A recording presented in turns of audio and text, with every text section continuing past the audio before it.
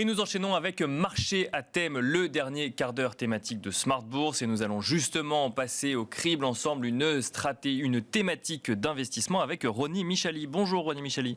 Bonjour Nicolas. Bienvenue sur le plateau de Smart Bourse. Vous êtes donc le président directeur général de Financière Galilée. Vous analysez régulièrement des thématiques d'investissement dans Smart Bourse. Et la thématique d'investissement que vous avez choisie aujourd'hui, c'est l'éducation. Une thématique que vous connaissez d'ailleurs plutôt bien puisque vous êtes vous-même professeur. Exactement, professeur à l'ESCP depuis quelques années. Et donc c'est vrai qu'on étudie via le codex des thématiques chez nous à la Financière Galilée l'éducation parmi les 25 thématiques qui sont dans notre outil, le codex. Et l'éducation nous paraît puisqu'elle est une thématique clé qui est regardée par les investisseurs depuis pas mal d'années. Oui, je lisais que ça faisait même partie des méga tendances actuelles, ou notamment 2022-2023. Oui. On l'a mis, nous, dans la méga tendance émergence des classes moyennes. D'accord. Donc c'est vrai que l'éducation est portée par plusieurs méga tendances, mais c'est vrai que l'émergence des classes moyennes est la méga tendance qui la porte le plus. Il y a la croissance démographique, bien sûr, qui la porte beaucoup. Et puis il y a la digitalisation de l'économie, puisque effectivement il y a beaucoup plus de e-learning. Alors vous connaissiez, Nicolas, les biotech, les medtech, bien sûr, oui. Les fintech, et ben vous avez également l'edtech. C'est toutes les sociétés qui tournent autour de la technologie pour l'éducation.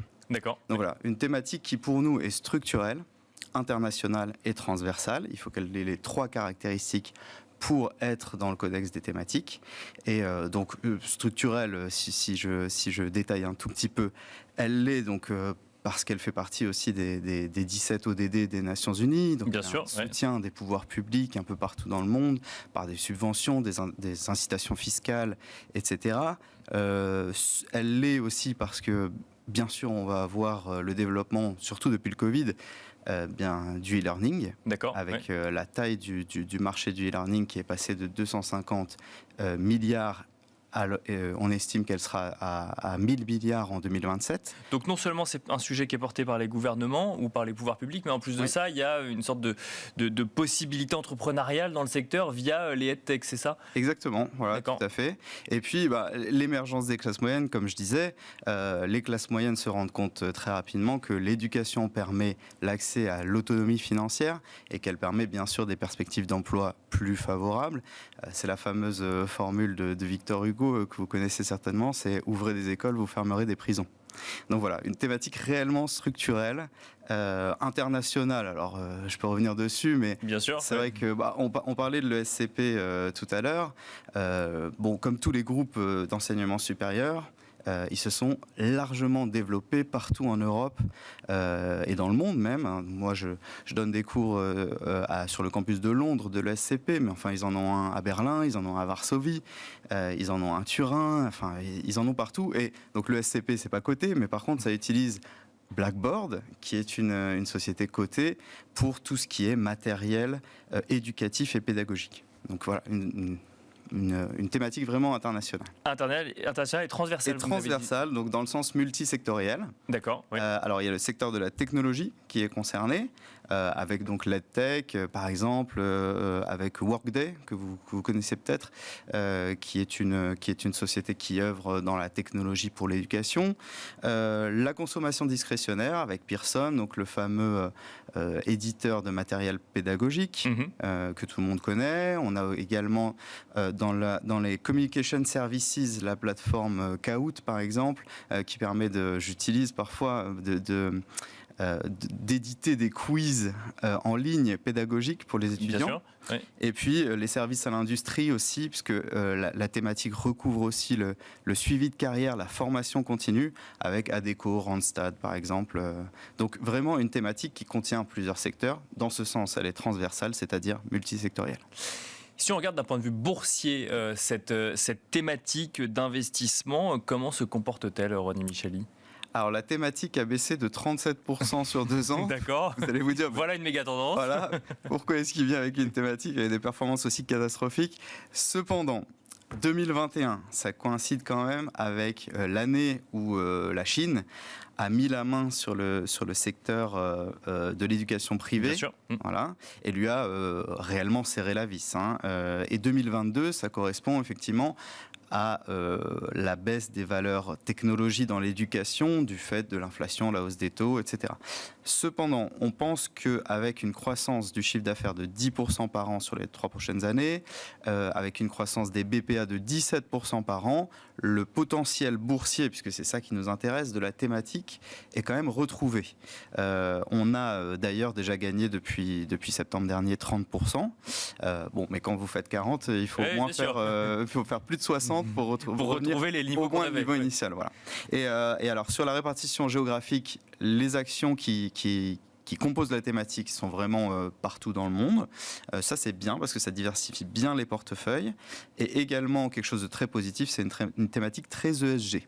Donc, selon nos indicateurs thématiques Galilée, 8,4 de note moyenne pour la thématique versus le MSCI World à 7,9. D'accord. Thématique plus ESG qui peut convenir à des investisseurs qui sont intéressés par l'investissement responsable. Quels sont les points forts, les points faibles finalement de cette thématique d'investissement? Comment on peut l'analyser en tant qu'investisseur?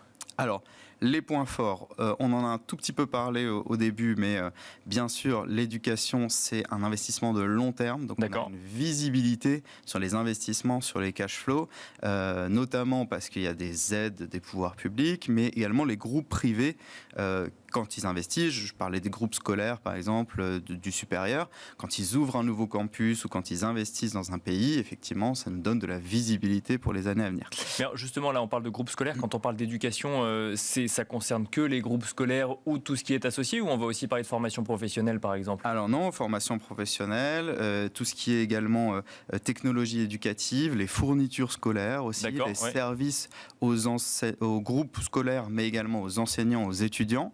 Donc c'est vraiment, voilà, comme je disais, transversal tout à l'heure. Il y a beaucoup de sociétés qui regroupent plein de secteurs qui sont dans cette thématique. Autre point fort, évidemment, c'est la digitalisation. Bien sûr. Ça permet d'ouvrir des nouvelles perspectives à cette thématique.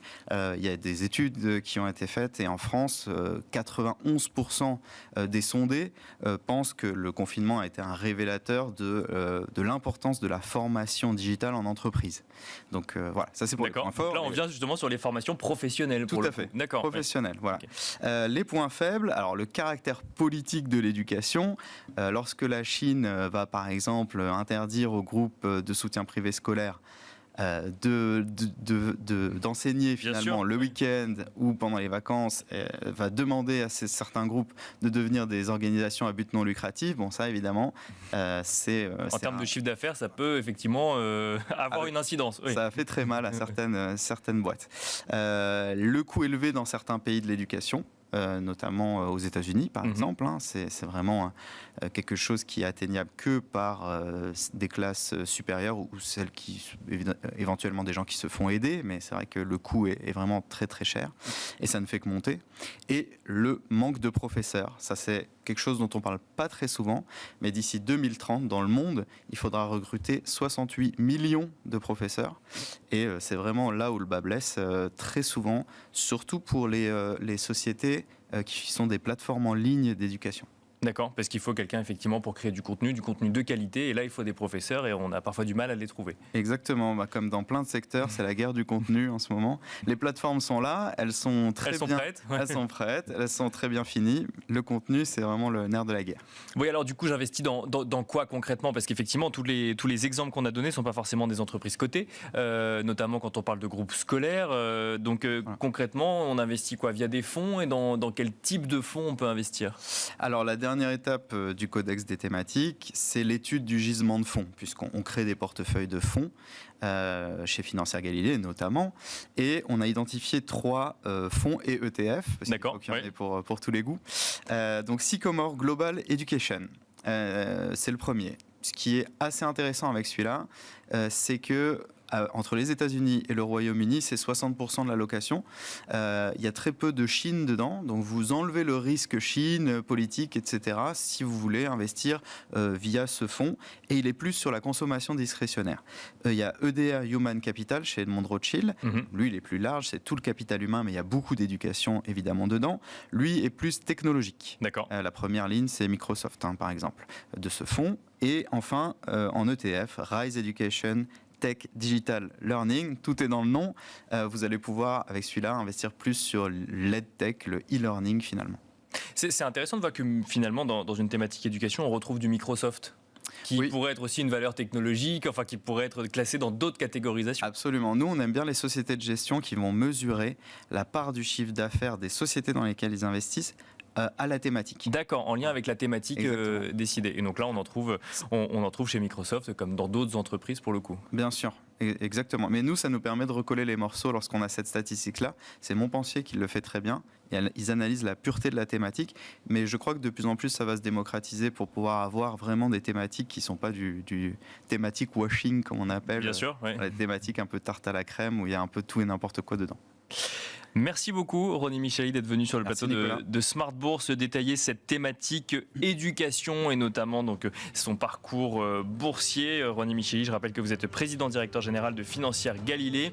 Merci à vous également de nous avoir suivis donc en direct sur Bismart. Je vous rappelle que vous pouvez retrouver cette émission sur bismart.fr mais aussi nous écouter en podcast sur toutes les plateformes de podcast. Et quant à moi, je vous dis à demain 12h30 pour un nouveau numéro de Smart Bourse sur Bismart.